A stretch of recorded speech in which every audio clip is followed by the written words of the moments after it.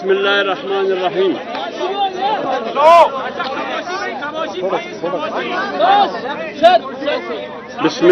بسم اللہ الرحمن الرحیم. ذرا مہربانی کر کے تھوڑا اگر آپ خاموش ہو گئے تو بات ہوگی. مہربانی کر کے پھر بات ہوگی. بسم اللہ الرحمن الرحیم. آج موجودہ صورتحال کی تناظر میں جو سیاسی کشمکش 2024 8 فروری کے الیکشن کے نتیجے میں آپ میڈیا کے سامنے اور پوری قوم کے سامنے ایک نقشہ اور ایک منظرنامہ نظر آ رہی ہے، اس کی تناظر میں پاکستان تحریک انصاف کی قیادت کی طرف سے، بانی پی ٹی آئی کی طرف سے ایک مؤثر وفد سابق اسپیکر اور ممبر قومی اسمبلی جناب اسد کیسر صاحب کی قیادت میں، جس میں بیرسٹر سیف صاحب سینیٹر، عامر ڈوگر صاحب اور دیگر عمیر نیازی صاحب اور فضل خان صاحب پر مشتمل یہ وفد باقاعدہ جمعیت علماء اسلام کی قائد مولانا فضل الرحمان صاحب کے رہائش گاہ پر تشریف لے آئے،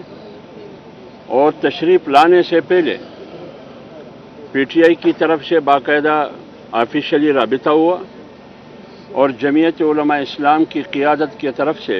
ان کو خوش آمدید کہا گیا، ویلکم کہا گیا. تو آج 10 بجے تقریباً کچھ آگے پیچھے اسد کیسر صاحب کی قیادت میں وفد آئی جمعیت علماء اسلام کی طرف سے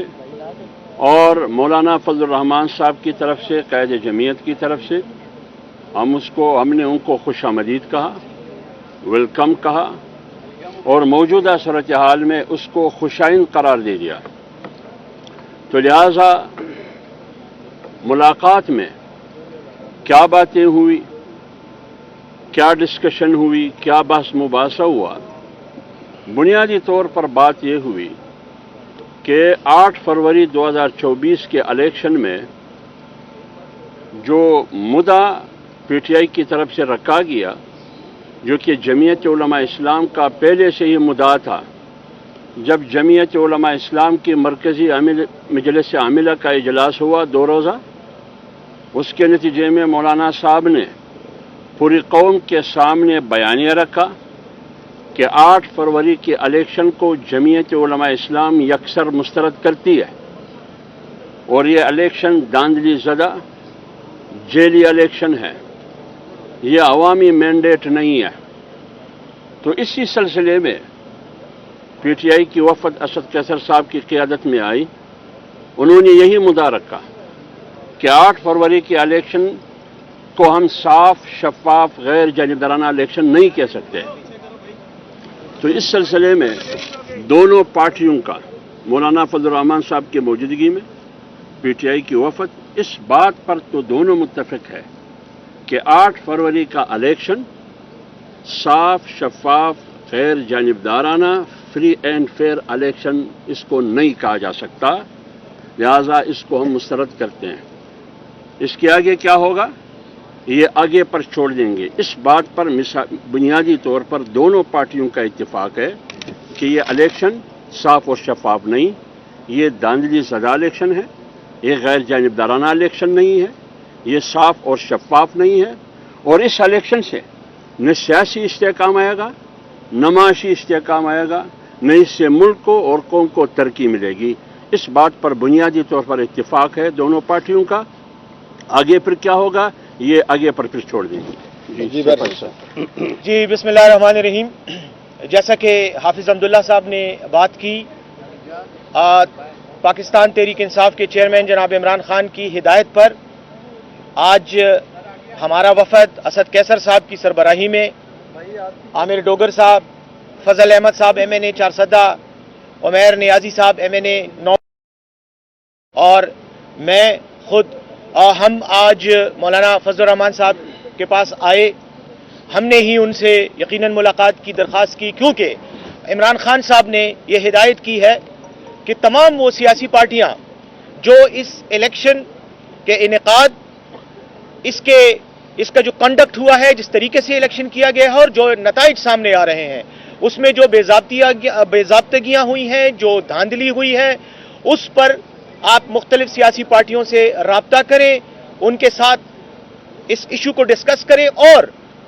آگے آئندہ آنے والے وقت کے لیے کوئی مشترکہ طور پر لائحہ عمل پر بات کریں۔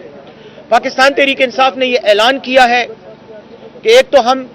پی ٹی آئی کی طرف سے 17 فروری کو یعنی ہفتے کے روز ملک گیر احتجاج کریں گے، اور احتجاج کا یہ سلسلہ انشاءاللہ یہ تحریک جو ہے یہ آئندہ بھی جاری رہے گی، چونکہ جمعیت علماء اسلام نے بھی ان انتخابات پر شکوک و شبہات کا اظہار کیا ہے، اس کے نتائج پر اعتراض کرتے ہوئے ان کو مسترد کیا ہے، تو ہمارا اور ان کا یہ ایک مشترکہ متفقہ ایک نقطہ ہے جس پر ہمیں آپس میں اتفاق ہے۔ ہم یہاں آئے مولانا فضل الرحمان صاحب سے، حافظ حمداللہ صاحب سے،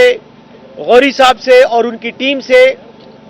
مولانا صاحب میرے پیچھے کھڑے، مفتی روزی خان صاحب جو بلوچستان سے تعلق رکھتے ہیں، ان سے ہماری ملاقات ہوئی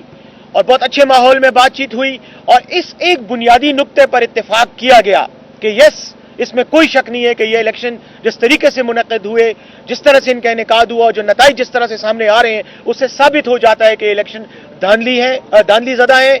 اور ان کے نتیجے میں پاکستانی عوام کا جو مینڈیٹ تھا، جو پاکستانی عوام نے ووٹ کی شکل میں لوگوں پر اعتماد کیا، اپنی امانت دی، اس امانت میں بددیانتی کی گئی ہے، اور یہ نتیجہ نہ اس کو قوم ایکسپٹ کرتی ہے، نہ اس کو سیاسی پارٹیاں ایکسپٹ کرتی ہیں۔ آج ہم نے اس بات پر اتفاق کیا کہ آئندہ آنے والے وقت کے لیے مستقبل میں اس سوچ کے ساتھ ہم بات چیت کریں گے، مختلف سیاسی پارٹیوں کے ساتھ رابطے کریں گے، اور انشاءاللہ اس وقت تک یہ